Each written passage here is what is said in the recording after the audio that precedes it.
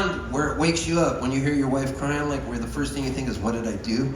That feeling? And I looked at her and she goes, John Prine just died. Came across the New York Times wire thing there, and so we sat there in bed and we had a good cry. And it made me think about, you know, all our teachers, the people that played before us, the Joni Mitchells and the John Prines and all these great people that I grew up listening to. And I always loved John Prine. And I discovered him when I was in Ireland busking, playing on the streets for passing change. That's where I got my start. And one day they invited me inside. And I kept playing and I've not stopped. And I learned all these John Prine songs. And I came back to the United States from Ireland. And I ended up getting a huge record deal with Mercury Universal. They flew me to Nashville and they said, John Prine's manager, Al Bonetta, wants to meet you. It was the 90s.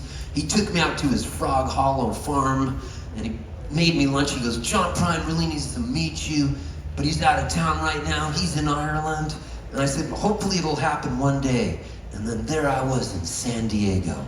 Got out of the water surfing, got back into my VW Euro van, threw my longboard back there, had a broken guitar, melted surf wax, and some broken John Prine CDs and a half-eaten burrito. And I got a message from John Prine's manager, John Prine's in San Diego tonight, and I knew it, but it was sold out. And he goes, call me right away, and I go, he's gonna give me tickets. And I go, hey Al, it's Steve Poltz. He goes, Steve, you're in town, San Diego, right? I go, yeah. He goes, John Prine's playing tonight. I go, I know, it's sold out. And Al goes, oh, that's too bad. Can you believe he would be that mean? Is that the meanest thing you've ever heard? Oh, that's too bad? God.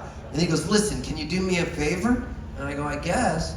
He goes, can you go pick John up at his hotel and take him to the Disney store? He needs to get some toys for Tommy and Jack. And I figured you know where the Disney store is. This is before we had, you know, GPS and stuff. And so I'm like, what? He goes, you gotta go now and get him though. I'm still in my surfboard shorts with sand on me, the half-eaten burrito in my van. And I go, where's he staying? He goes, the Horton Grand Hotel. And in my mind, I triangulated and I go, well, the Horton Grand Hotel's right next to Horton Plaza, and that's where the Disney store is. You think I'm gonna tell him that? No way, I'm gonna get John Prine in my Volkswagen van. So I pull up, and John Prine gets in my van, and the first thing he does when he opens the door, a John Prine CD falls out on the ground with burrito on it, and he looks inside the messy van and he goes, I love what you've done with the place. He picks up his own CD and he gets in the van. I'm like, well, I can't drive him across the street or he'll think I'm a stalker. So I get on 5 South and I start going south. Now San Diego is about 25 minutes from the border of Mexico and Tijuana, but I'm so excited I got in the van I forget where I'm even going. I'm just driving, all of a sudden a sign says Tijuana, last exit before Tijuana. And then John Prine goes, is the Disney store in Mexico? So then I go, no, we're almost there. So I don't know what to do, so I get on 5 North. Like, this guy has no sense of direction. And he goes, weren't we just on 5 South? But he's totally patient about it. And then I drive him up to Horton Plaza. I go to the underground garage. I get him out of the van. I lead him into the Disney store. And then he goes, I gotta call my wife Fiona, because I can never remember what I got him. And then he looks at me and he goes, and they never forget. I was like, that's why he's John Prine. Most people would say, I gotta call my wife to see if I got him to give him this gift. But no, he throws in the, and they never forget. Who was there? What happened? How did it make you feel? Dude had it down. So he calls Fiona on the phone. He's talking to Fiona. All of a sudden I see him look up across and there's a blinking sign that says Horton Grand Hotel. Do you want to see the look of fear in someone's eyes? He holds the phone like this and he goes, isn't that my hotel? And then I don't know what to say, so I go, they must have moved it. Like, even I believed my own bullshit, right? It was like an episode of Lost, like it just moved. And so he goes, are you gonna take me back to my hotel? Or should I just walk so I don't end up in Mexico? And then all of a sudden, I go, get in the van, John. And he goes, what? I go, the van, get in the van.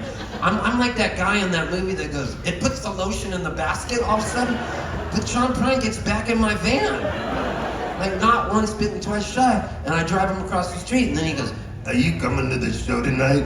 And I go, "No, it's sold out." And he goes, "It's not for you. I'll leave your tickets." And I go, "Thank you, let me give you my name." And he goes, "I know who you are. My manager Al warned me about you." So I would just like to say, God bless John Prine, and thank you for those free tickets.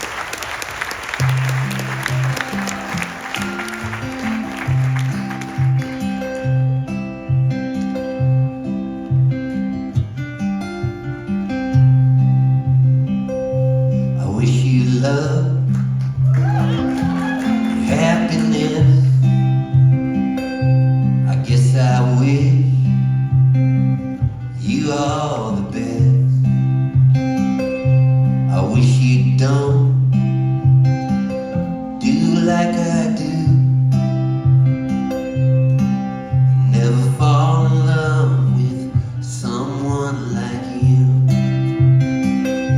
'Cause if you felt like I did, you probably walk around the block like a little kid. Kids don't know, they can only guess how hard it is to wish you happiness. They say that love is like a Christmas card, decorated tree. You throw it in the yard, it decays and dies, and the snowmen melt.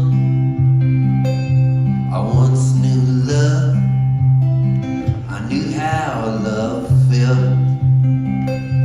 Yeah, I knew love, and love knew me.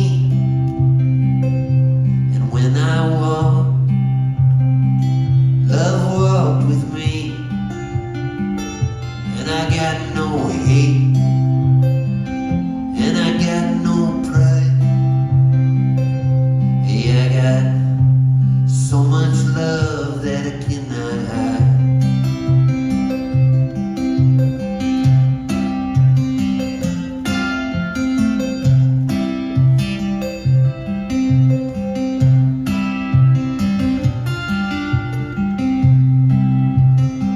You say you drive a Chevy, say you drive a Ford. You say you drive around the town till you just get